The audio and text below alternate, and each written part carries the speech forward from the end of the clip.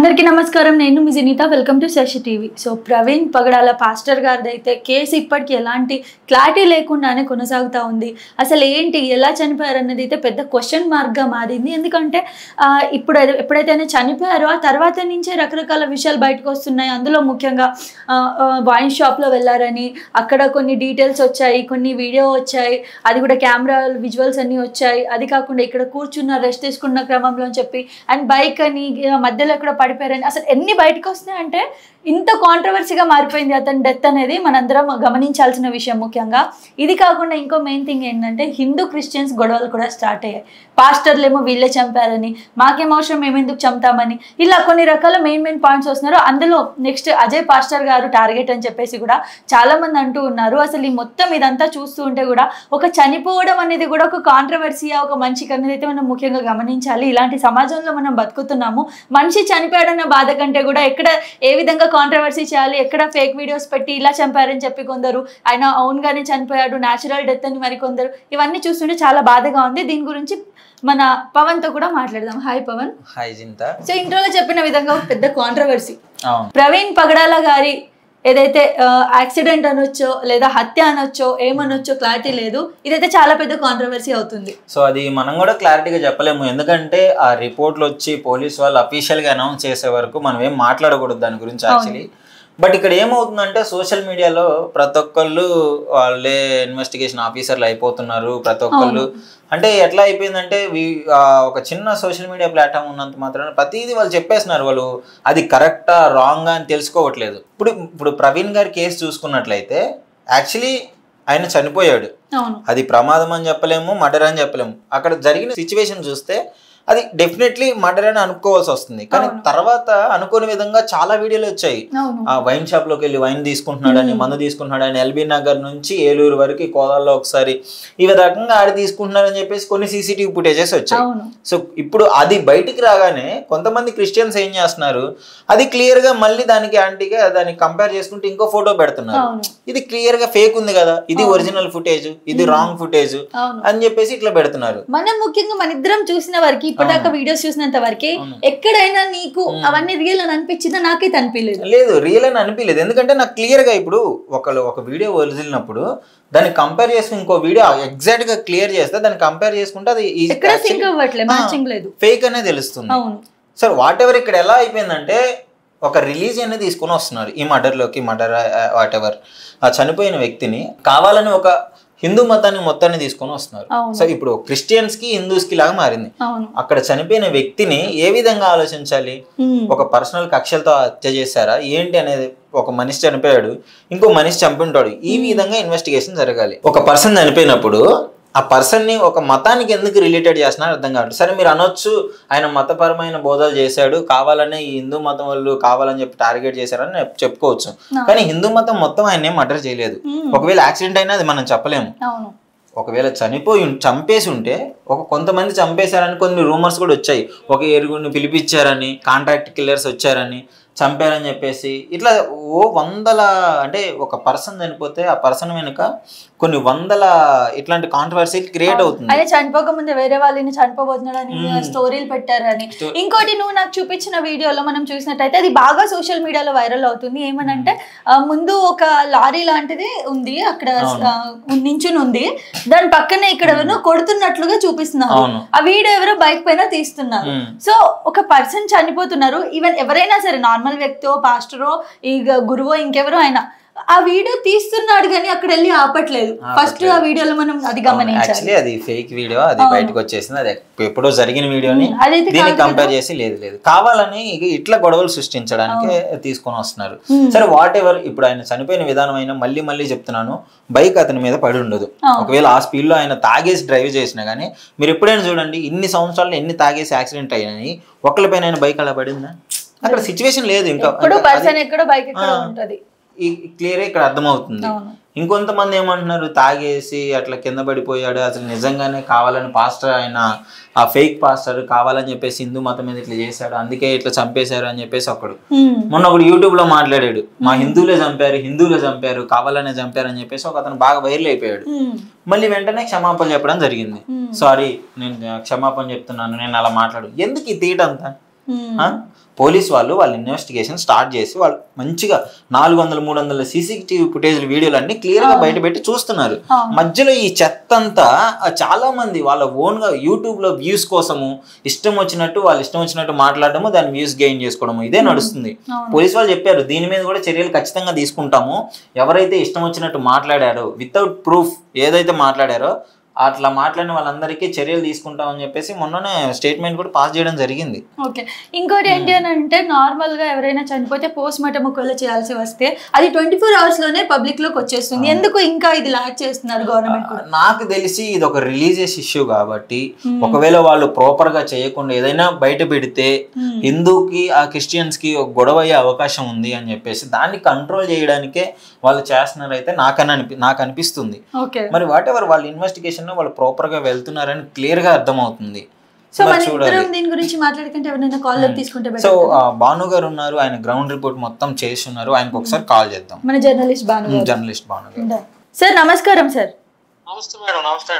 Sir అయితే మనం చూస్తున్నాం ఇప్పుడు ప్రవీణ్ పగడాల గారు అయితే పాస్టర్ గారిది ఇప్పటి వరకు అయితే హత్య ఏదైతే జరిగిందో హత్య అంటున్నారు లేదా న్యాచురల్ డెత్ అంటున్నారు, ఏది కూడా మనకి క్లారిటీ లేకుండా కొనసాగుతుంది కేసు అయితే.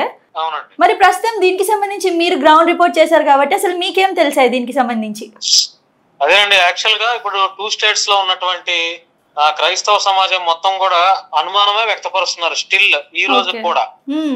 ఎన్ని CCTV ఫుటేజెస్ అది గవర్నమెంట్ వారు రిలీజ్ చేస్తున్నారో మరి కొన్ని మీడియా వాళ్ళకి ఎవరు ఇస్తున్నారో ఏమో తెలియదు కానీ ఆయన ఎల్బీ నగర్ లో ఒక లిక్కర్ షాప్ లో మద్యం కొనుగోలు చేస్తున్నట్టుగా ఒక వీడియోని పొద్దు నుంచి వైరల్ అవుతుంది. అంతేకాకుండా అక్కడ ఎల్బీ నగర్ లో కొన్న ఆ లిక్కర్ షాప్ లో ఉన్నటువంటి వీడియో అండ్ కోదాడ అంటే హైదరాబాద్ ఎల్బీ నగర్ నుంచి ఆయన మళ్ళీ కోదాడ వైపు వచ్చిన తర్వాత కోదాడ వైపు దగ్గర అక్కడ కూడా ఒక లిక్కర్ షాప్ లో ఒక మళ్ళీ వైన్ ఆయన మద్యం కొనుగోలు కొన్నట్టు.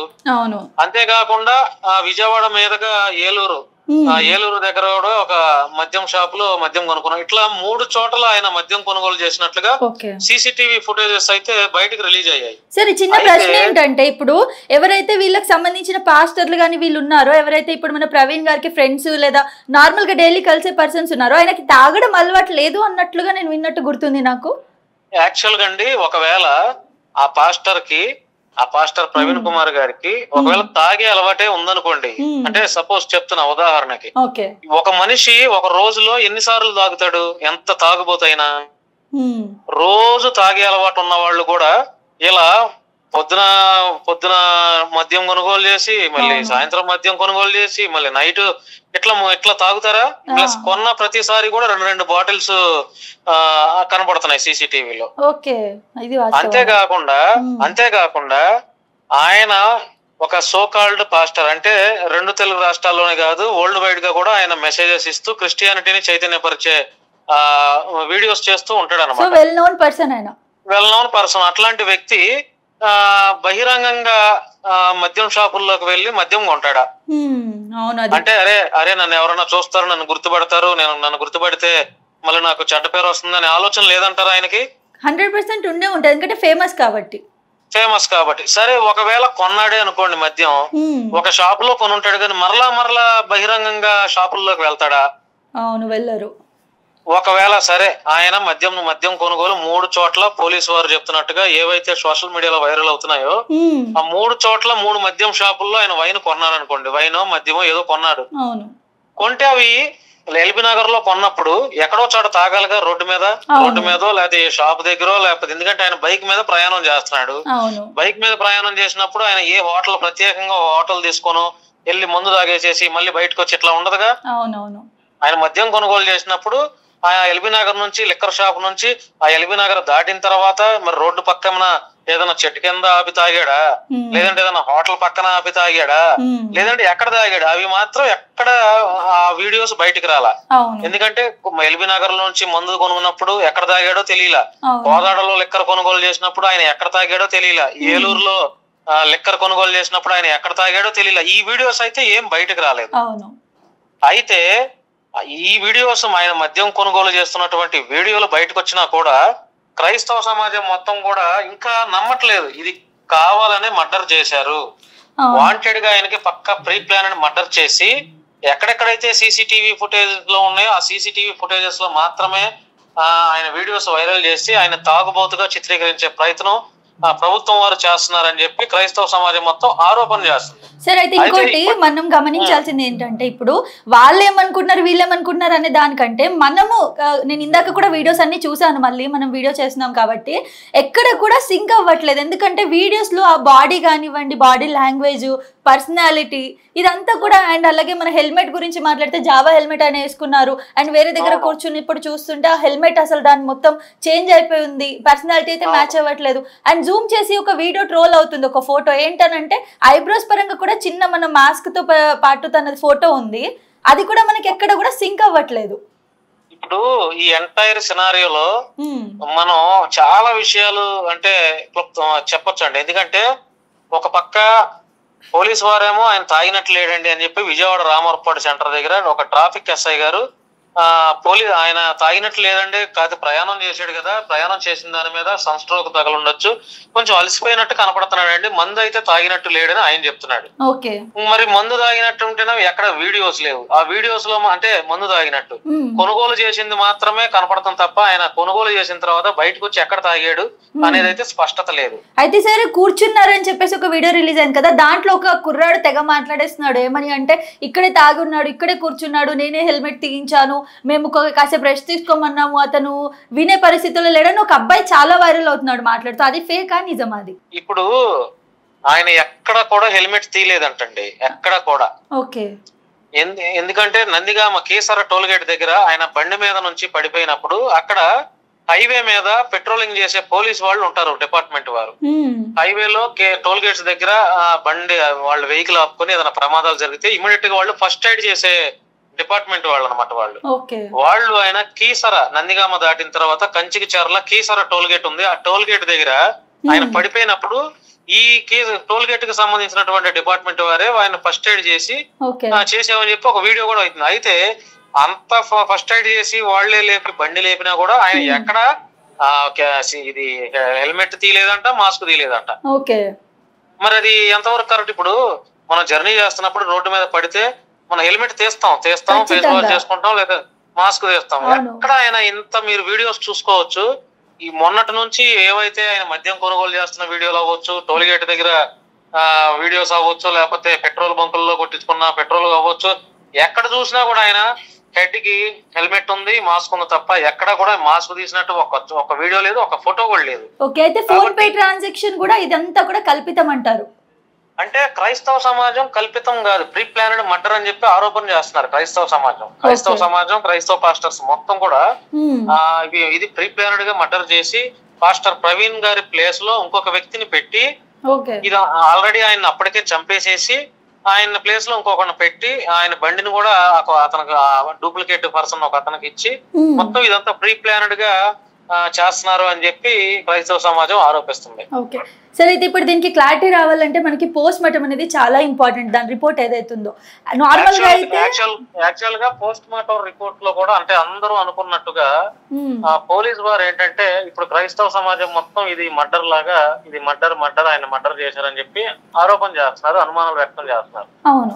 సో పోలీస్ వారు ఎట్లా ఉందంటే ముందుగానే ఆ సీసీటీవీ ఫుటేజెస్ తీసి ఏదైతే ఫస్ట్ నుంచి ఆయన కొంచెం తాగినట్టున్నాడు, బండి కూడా నడపలేని పరిస్థితుల్లో ఉన్నాడు, సో యాక్సిడెంట్ అయిందని పోలీసు వారు ఏదైతే చెప్తున్నారో దానికి సింక్ అయ్యేటట్టుగా అంటే ఆయన మందు కొనుగోలు చేయటం, మధ్య లిక్కర్ కొనుగోలు చేయటం, అక్కడక్కడ కొన్ని చోట్ల బండి తూలుతున్నట్టు తోలటం, ఇవన్నీ చూసి నాకు తెలిసి రేపో ఎల్లుండో అంటే మేబీ రేపు అవ్వచ్చు, లేదంటే ఇంకేదన్నా లేట్ అయినా కూడా ఎల్లుండికి పోలీసు వారు అయితే ఒక ప్రెస్ మీట్ పెట్టేసి కన్ఫర్మేషన్ ఇచ్చేస్తారు. అంటే ఇది ఆయన తాగి డ్రైవ్ చేసి ప్రమాదానికి గురయ్యాడని చెప్తారు అనే ఒక పెద్ద ఎత్తున అయితే ఆరోపణలు వస్తున్నాయి. పోలీసు వారు ఇలాగే చెప్తారు. సో అది చెప్పటం కోసమే ముందుగానే ఇవన్నీ మందు కొనుగోలు వీడియోలు ఇవన్నీ చేసి అంటే ఇప్పుడు ఈ వీడియోలన్నీ బయటకు వచ్చేస్తే ఆటోమేటిక్ గా చూసిన వాళ్ళందరికీ ఒక క్లారిటీ వస్తుంది కదా, లిక్కర్ కొన్నాడు, ఈ లిక్కర్ కొని ఇన్ని చోట్ల లిక్కర్ కొని ఆయన బాడీ కండిషన్ లేక కంట్రోల్ లేక బ్యాలెన్స్ తప్పి పడిపోతున్నాడు, ఇన్ని చోట్ల పడిపోయాడు, సో ప్రమాదం గురయ్యి చనిపోయి ఉంటాడని ఒక ఇదికి తీసుకొచ్చేసారు డిపార్ట్మెంట్ వారు. సార్ నిజంగా మేబీ రేపు లేదా ఎల్లుండి ప్రెస్ మీట్ పెట్టేసేసి ఆయనది రోడ్డు ప్రమాదం అని డిక్లేర్ చేయొచ్చు, లేదంటే ఇంకేదైనా మాట్లాడవచ్చు. సార్ అయితే నిజంగా కనుక అదే జరిగి తనది రోడ్డు ప్రమాదం అని చెప్తే ఈ పాస్టర్లు అసలు ఊరుకునే సిచ్యువేషన్స్ లో ఉన్నారా? అంటే రోడ్డు ప్రమాదమే అని పోలీసు వారు కనుక డిక్లరేషన్ ఇచ్చేస్తే చాలా మంది పాస్టర్లు, అంటే నాకు తెలిసినటువంటి నిన్న గ్రౌండ్ లోకి వెళ్ళాను కాబట్టి అక్కడ కొంతమంది పాస్టర్లతో మాట్లాడితే నాకు అర్థమైంది ఏంటంటే పోలీసు వారు పోస్ట్ మార్టం లో ఆయన మందు తాగాడని రిపోర్ట్ ఇచ్చినా, పోలీసు వారు ఆయన మందు తాగి రోడ్డు ప్రమాదంలో చనిపోయాడని పోలీసు వారు చెప్పినా కూడా లీగల్ గా న్యాయపరంగా సుప్రీంకోర్టు వరకు వెళ్ళి నిజానిజాలు వెలికి తీసే పనిలో ఆ పాస్టర్స్ కూడా ఉన్నారు. ఒకవేళ ఇదే గనక జరిగితే వాళ్ళు శాంతియుత ధర్నాలు నిరసనలు 2 తెలుగు రాష్ట్రాల్లో చేయడానికి కూడా ప్లాన్ చేసుకుంటున్నారు. చాలా మంది పాస్టర్స్ అందరూ కలిపి కూడా సుప్రీంకోర్టులో ఒక పిటిషన్ అయితే చేయడానికి కూడా రెడీ అవుతున్నారు. సార్ ఇంకొకటి ముఖ్యమైన విషయం ఏంటంటే నెక్స్ట్ అజయ్ పాస్టర్ గారే అని చెప్పేసి కూడా కాల్స్ వస్తున్నాయంటే తను ఒక వీడియో చూసాను ఇందాకే. చెప్పండి. సో అదే అజయ్ పాస్టర్ గారు నెక్స్ట్ టార్గెట్ అని చెప్పేసి అంటున్నారంట, మరి అది కూడా నిజమేనా సార్? అంటే ఇప్పుడు ఉన్న వారంలో చాలా మంది పాస్టర్స్ లో అజయ్ పాస్టర్ అనే అతను కొంచెం అగ్రెసివ్ గా మాట్లాడుతున్నాడు. సో ఎవరెవరైతే మాట్లాడుతున్నారో వాళ్ళందరి మీద ఫోకస్ పెట్టినట్టు తెలుస్తుంది. ఆయనే కాదు ఇంకా చాలా మంది కూడా, పీటర్ పుట్టా గారు ఉన్నారు, ఎస్ఎఫ్సిఐ ప్రెసిడెంట్, తర్వాత హనీ జాన్సన్ గారు ఉన్నారు, వికేఆర్ గారు ఉన్నారు, విజయ ప్రసాద్ రెడ్డి గారు ఉన్నారు, ఇంకా చాలా మంది సోకాల్డ్ అంటే కొంచెం ఎక్కువగా మాట్లాడుతున్న పాస్టర్స్, పేరు కలిగినటువంటి పాస్టర్స్ కూడా ఉన్నారు. కాకపోతే అజయ్ పాస్టర్ అని ఆయన ఈ మధ్యకాలంలో ఎక్కువ ఇంటర్వ్యూస్ కి ఇవ్వడం, డిబేట్స్ కి వెళ్ళడం ఇట్లా చేస్తున్నాడు కాబట్టి ఆయన టార్గెట్ అని చెప్పి అంటున్నారు. కానీ ఏమో తెలియదు కదా అవునవును ఆయన విషయంలో ఏం చేస్తారో, లేదా ఆయన కూడా మర్డర్ చేస్తారో ఏంటి అనేది మనం చెప్పలేము. ఓకే ఓకే సో ఇది ఫైనలీ ఇదంతా అయితే క్లారిటీ లేదు. ఇప్పుడు పోలీసులు చెప్తే గానీ అది క్లారిటీ రాదని అంటారు మీరు? పోలీసులు చెప్పిన తర్వాత కూడా క్రైస్తవ సమాజం అయితే తీసుకునే విధంగా లేదు. ఓకే, వాళ్ళు న్యాయ పోరాటానికి వెళ్ళేలా ఉన్నారు. ఓకే ఓకే ధన్యవాదాలు sir, thank you so much. Thank you అండి, థ్యాంక్ యూ. సో మొత్తానికి ప్రవీణ్ పగడాల పాస్టర్ గారిది ఏదైతే ఇన్సిడెంట్ ఉందో ఇదైతే ఖచ్చితంగా యాక్సిడెంట్ కాదు అనే విధంగానే పాస్టర్లందరూ కూడా ఉన్నారని చెప్పేసి అయితే మనకు తెలుస్తూ ఉంది. మరి ఎప్పుడైతే పోలీసులందరూ కూడా ప్రెస్ మీట్ పెట్టేసి మనకి క్లారిటీ ఇస్తారో ఇదేంటి అన్నది అయితే అన్నా కూడా, ఒకవేళ ప్రెస్ మీట్ పెట్టాక ఇది యాక్సిడెంట్ అని చెప్పినా కూడా వాళ్ళు నమ్మేలా లేరు. వాళ్ళు ఇంకా హైకోర్టుకి వెళ్ళి కూడా వాళ్ళు దీనికి సంబంధించి న్యాయం కోసం రిపోర్ట్స్ వేస్తారు, కేసులు వేస్తారు, దీని న్యాయం కోసం పోరాడతారని అయితే చెప్పేసి అంటా ఉన్నారు. పవన్ ఫైనల్ ఏమనుకుంటున్నారు? రిపోర్ట్ లేట్ అయింది కాబట్టి డెఫినెట్లీ ఇలాంటి అనుమానాలు చాలా వస్తుంటాయి. మీరు ఆ స్టార్టింగ్ రిపోర్ట్లు తొందరగా చేసి ఇచ్చినట్లయితే ఇది ఇంత పెద్ద ఇష్యూ అవుతుందని తెలుసు కాబట్టి ముందే ఇచ్చిన ఒక క్లారిటీ ఇస్తే వాళ్ళు శాంతియుతంగా ఉంటామని చెప్పేసి పాస్టర్లు ముందే చెప్పారు. మాకు రిపోర్ట్లో ఏది వస్తే మేము అది యాక్సెప్ట్ చేస్తాము అని చెప్పేసి అన్నారు. బట్ రిపోర్ట్ ఇంత లేట్ అయింది, ఈ కేసు ఇంత కాంట్రవర్సీగా మారింది, ఇన్ని వైన్ షాప్ దగ్గర సీసీ ఫుటేజ్ వచ్చాయి కాబట్టి సో డెఫినెట్లీ వాళ్ళు నమ్మే పరిస్థితులు లేరు. అవసరం అయితే హైదరాబాద్ డాక్టర్స్తో మళ్ళీ బాడీ తీపిచ్చి మళ్ళీ రీపోస్ట్ మార్టం చేయించడానికి కూడా సిద్ధంగా ఉన్నామని చెప్పేసి చాలా మంది పాస్టర్లు అంటాం జరుగుతుంది. మరి చూడాలి ఏమవుతుందో. దీనికి సంబంధించి ఇంకేమైనా వివరాలు వస్తే మళ్ళీ ఇంకో వీడియోతో మీ ముందుకు వస్తాము. అప్పటి వరకు చూస్తూనే ఉండండి శశి టీవీ.